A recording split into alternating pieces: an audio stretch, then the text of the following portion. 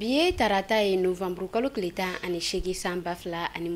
an minnu sɔgɔlen no Mali kunnafoni na su ani tile an ka foli b'aw bɛɛ lajɛlen aw bisimila Mali kunnafoni kɔnɔna na bamanankan kunnafoni kɛnɛ kan.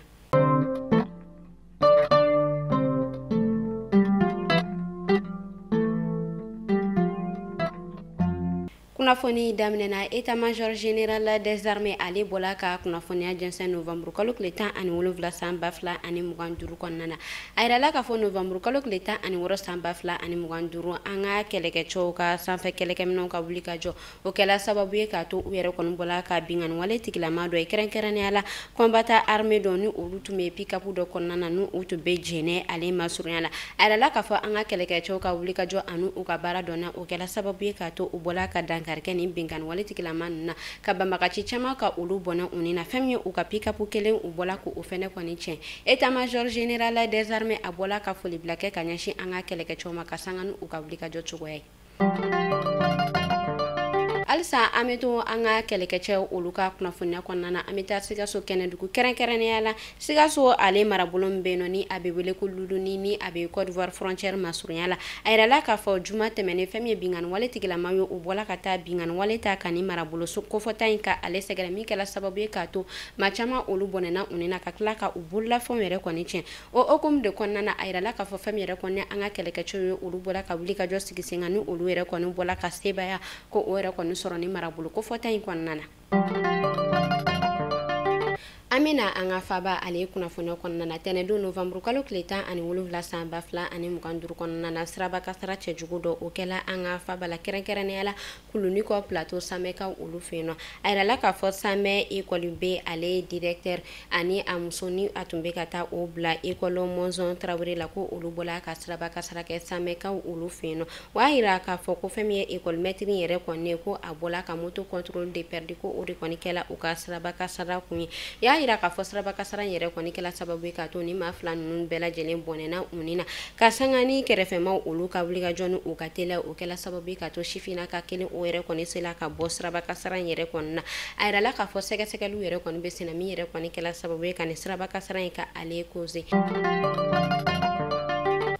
An bɛ taa Segukaw olu fɛ yen nɔ an bɛ wagati min na i n'a fɔ sisan fɛn min yɛrɛ kɔni an ka marabolo fan caman olu kɔni b'a la ka taji sɔrɔ novembre kalo tile 13 san 2025 kɔnɔna na Segu ale commission régionale ani fɛn min yɛrɛ kɔni u ka contrôleur de l'approvisionnement des hydrocarbures ale bɔla ka visite kɛ ka a kunda u ka station caman kan ka taa u ka baara kɛcogoya lajɛ ani sariya minnu talen don ni a sɔrɔ a sariya ninnu b'a la ka labato o hukumu de kɔnɔna na ne a yɛrɛ kɔni bɔla ka visite kɛ station caman na a yirala k'a fɔ station kelen yɛrɛ kɔni bɛ yen nɔ u yɛrɛ kɔni bɔla ka taa tigɛda kɛ o gérant kan ka sababuya kɛ ale kɔni tun b'a la ka baara kɛ cogo la baara min ni sariya yɛrɛ kɔni ma o daga o hukumu de kɔnɔna na fɛn min yɛrɛ kɔni o station gérant o kɔni interpellé la u ka lakana tigilamaw fɛ.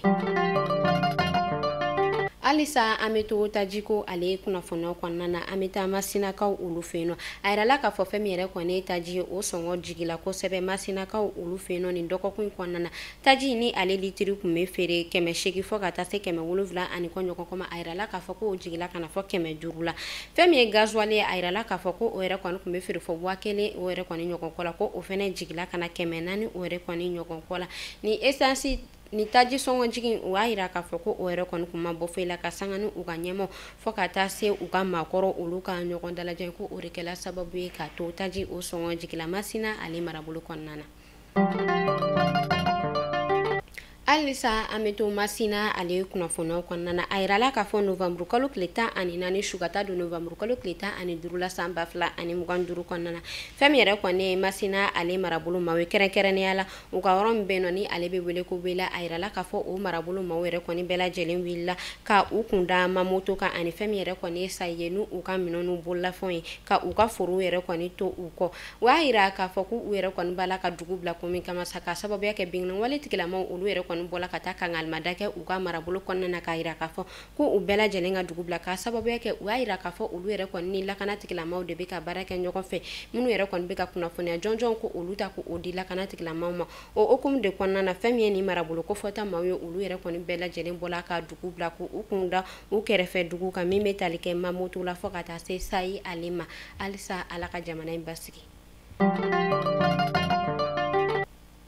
An Anta anga jamana ale kɔrɔnya fan fɛ kɛrɛnkɛrɛnnenya la Kidali a yirala ka fɔ nin dɔgɔkun kɔnɔna na fɛn min yɛrɛ kɔni camion 60 ani kɔ olu yɛrɛ kɔni bɔla ka don Kidali ale marabolo kɔnɔna na ka sɔrɔ ɲangata foyi ma o sɔrɔ wa yira ka fɔ fɛn min ye nin camion ninnu ye olu kun escortelen no an ka lakana tigilamaw fɛ n'u bɔla ka don Kidali ale marabolo kɔnɔna na n'u yɛrɛ kɔni kun bɛnna ni Kidali ale muso ye fɔ ka taa se u ka sifinaka denmisɛnninw ma n'u bɔla ka ninnu kunbɛn ni nisɔndiya baden a yirala ka fɔ camion ninnu yɛrɛ kɔni kun chargelen no fɛn min yɛrɛ kɔni feerefɛnw ye fɔ ka taa se minɛn caman yɛrɛ kɔni ma minnu yɛrɛ kɔni bɛ tali kɛ motow la ani a ɲɔgɔnna caman Kidali ale marabolo ɲɛmaa kɛrɛnkɛrɛnnenya la Kidali gouverneur général de division Elhaji Gamu a bɔla ka foli bila kɛ ka ɲɛsin jamana kɔnɔdenw ma ka sanga n'u bɔla ka wulikajɔ min kɛ ka taa u ka maaw kunbɛn a tilala tuguni ka foli bila kɛ ka ɲɛsin an ka kɛlɛkɛcɛw ma ka sanga n'u ka wulikajɔw ye.